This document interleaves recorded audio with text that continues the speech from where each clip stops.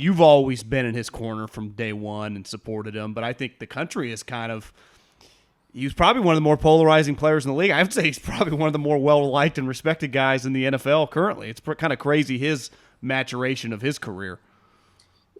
Richard Sherman's like a member of my family. We as coaches love all of our players. We get closer to some than others. Richard is just kind of meandered his way into my family. Like, my kids love him. My wife loves him. And we've had a lot of conversations over the years, and I'll share one with you. You mentioned that play against Crabtree and the ensuing interview, a post-game interview that made him famous around the country, really, in some places outside the country. And we had a conversation right after that.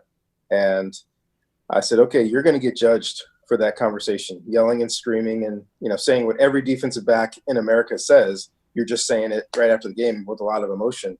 Honestly, to a Caucasian female reporter, right? So a lot of things happened. He was called every name in the book after that.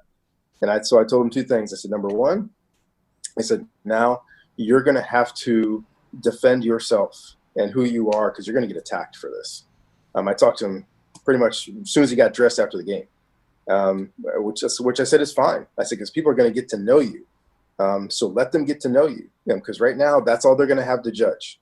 And he did a phenomenal job in the ensuing 2 weeks, I believe it was. That was one of those 2 weeks until the Super Bowl. Yeah. And he gave more interviews than maybe any non-quarterback in a 2-week span in maybe the history of the NFL. And he won so many people over after that. Because really think about what he said, which was, any good corner would say, like, you don't take that guy one-on-one against me with the game on the line. Like, that's a sign of disrespect to any corner in America. Right? You're going to throw the fade route on me to win the game? Like, you should go with the other side, right? It was basically what he said, which is fine. He just said it really loud and very aggressively.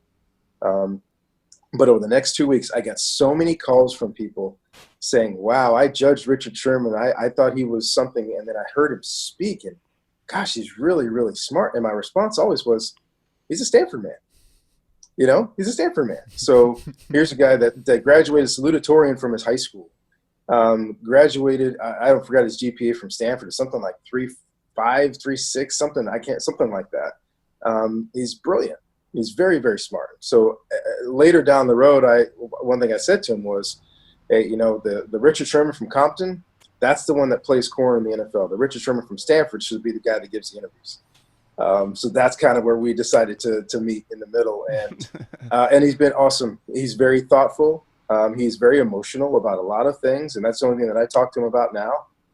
He's too old for me to try to ever contain. I just try to remind him, like, hey, just like I tell the team now, you have something to say, back it up with facts, not just with your emotions.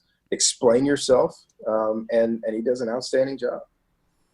John Lynch, Kyle Shanahan, those guys no one's going to contain him, right? No, and I don't think you ever really want to. Richard's a fire hose, so every once in a while you just want to try to make sure it's pointed in the right direction. But the water's coming out. It's coming out fast. Middlecoff always told me when he was scouting, he's like, you don't understand, these Stanford guys, they're just different. And I would always say, yeah, I'm sure. Like, it's super hard to get in. Like, yeah, of course they're different. But he's like, no, you don't understand. They are not like anybody else. And then I started interviewing Stanford guys, and he was like, I told you so. Don't you understand now? I said, yeah, okay, now I get it. And I'm not trying to be funny. I don't know what salutatorian is. I didn't know there was something above. Is that above valedictorian? That's valedictorian is the high. Like, salutatorian is somewhere underneath that. I wasn't a salutatorian, but I just know that it's pretty good. Man, They didn't give those out at Davis Senior High School up the road. I know well, they did. That's not to us.